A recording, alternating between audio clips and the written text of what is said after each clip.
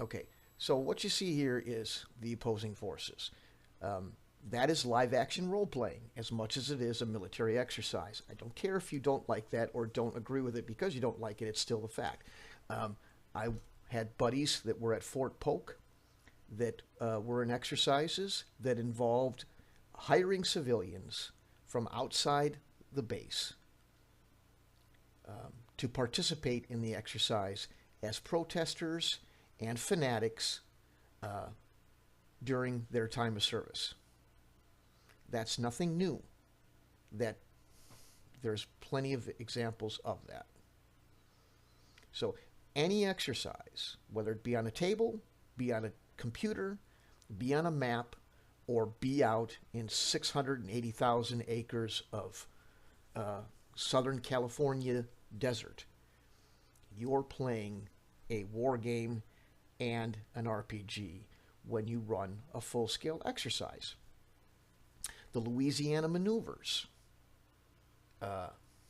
were a huge training exercise that encompassed many states and hundreds of thousands of soldiers. It also had civilians participating in it, playing the role of civilians and saboteurs and stuff in some cases.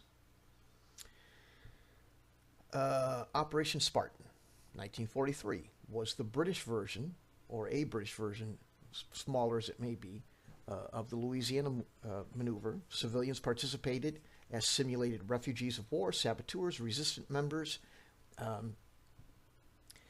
helping train British and Canadian troops for the upcoming invasion of Europe. This included defense units, police, and actual townspeoples in roles to test military and civilian coordination and military and government procedures. This was 1943.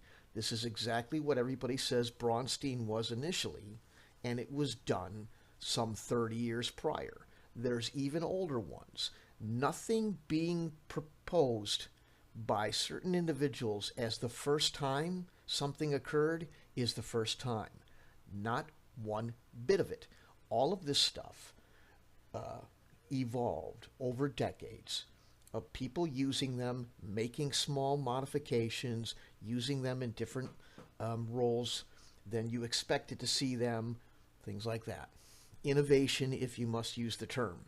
But it all stems out, wargaming and role-playing stems from one central birth point, whether you like it or not. And everybody who's roo-rahing these ridiculous brochure buffoons just simply ignore this fact that it comes out of von Weiss's Kriegsspiel, circa 1812. That is the origin point of everything, whether you like it or not.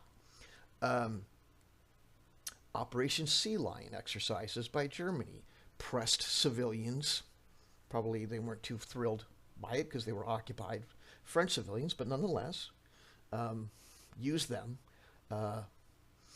to play the roles of British civilians or partisans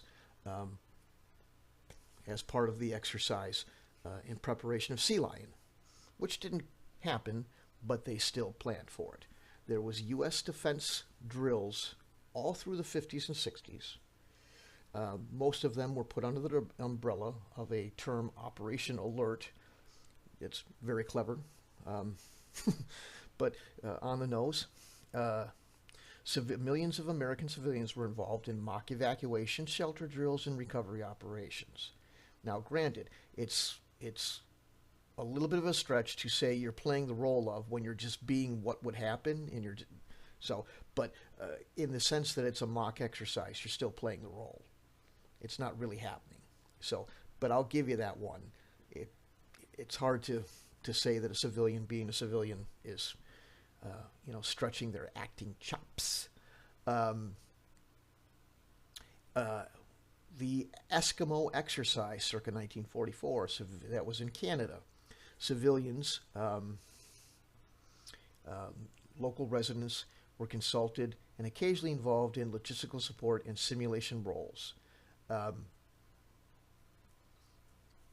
During Arctic warfare exercises that the Canadian American forces were conducting in 44.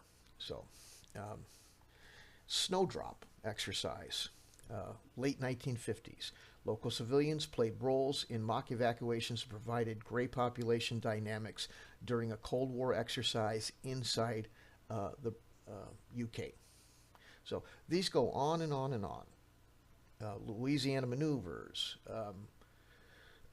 French versions of the aforementioned Cold War, where civilians in designated zones were assigned roles such as refugees, collaborators, or resistance fighters in military drills. So there's plenty of this sort of stuff.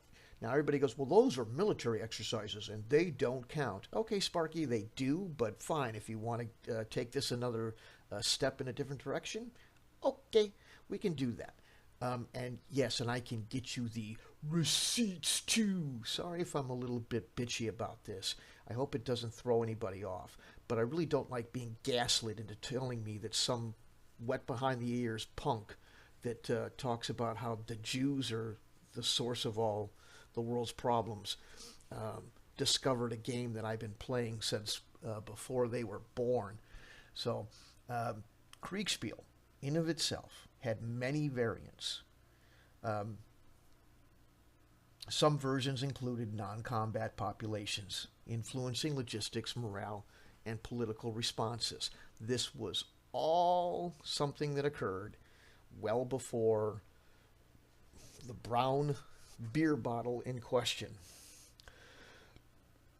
German General Straff, pre-World War I, used civilian populations in role-play to simulate political blowback or civilian interference in maneuvers.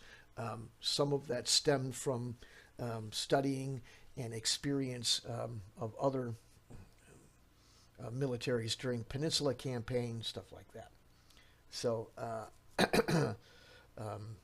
in the 20s and 30s, interwar British Army Staff College exercises included civilian roles that were played just like in some little brown bottle game. Administrators, hostile local populations, or even insurgent civilian militia. Because not everybody liked having the British in their back door all the time. So there was Army command post exercises at battalion up in the U.S. Army for a long period of time prior to the Second World War, 30s and 40s. It was fairly standard to have these sort of things. Staff officers, journalists, local politicians, and refugees were some of the civilian roles that were played during these exercises. Also, sometimes resistance fighters. There's nothing new about, and these aren't full-scale exercises. These are command post map exercises. The difference between them and a role-playing or war game is effectively zero. Rand Corporation, everybody loves the formulator of the wonderful strategic Hamlet initiative, had all sorts of these kinds of situations, games, tabletop exercises, computer simulations. Civilian players acted as the domestic population in a variety of roles for a variety of reasons. Also foreign national infiltrators, political actors, which is just a real soft language way of saying terrorists, insurgents, refugees, such as that. This is nothing new. There's no breakthrough. There's no anything. What's happening with the brochure is that some people who ignored folks like me who have been talking about games like this for years, but because they dared speak out politically back in 2020, 2016, I get 20 to 30 views if I'm lucky. Some of these other people get 4,000 views, and they're out there pushing this bullshit that these dorks have come up with all this stuff. And you try to counter that narrative, and you can't reach anybody who gives a shit. It's the same reason why you've never seen people like me talking about this. I'm not the only one, but I was talking about it long before they were. But you never see that. You might not have joined those years, or you just might not have seen my stuff because everybody, including the German government, kept trying to suppress me. I must have got 20 of those. The German government doesn't like what you're saying. Blah, blah, blah, blah. I got a bunch of those all the time. So that's why Twitter's filled with people who believe that these buffoons are some sort of prophets of some lost gaming discipline, and it's absolutely absurd. We can go on and on. Tabletop, NATO civilian emergency planning exercise. I know most of the people that follow me hate NATO and all, and I don't want to get into the politics, but it is a historical example of tabletop role-playing and wargaming exercises involving civilian actors and civilian roles in their simulations. Now, if you watch what I post, if you have the opportunity to see it, I will show examples that are, some are 20 years old, if not older, of these same organizations, whether you like them or not, using the very same civilian commercial war games and role-playing game systems that you use right now to train for war in Europe. Your political outlook on that situation is immaterial to those facts. I have my own. They don't make me smile either. So, British Home Office, the Four Horsemen exercise, a tabletop civil defense planning simulation that include, again, all the usual things. Military and civilian personnel simulating local government roles, being ordinary citizens, looters, rioters, displaced persons, and even media. Just like a little town filled with the mayor, and it's all the same stuff. The Soviets did the same thing. Simulating all the usual stuff, because it just makes sense to do so. It's really not some... I mean, anybody thinking about planning for anything could come up with this in a heartbeat. There's no breakthrough or,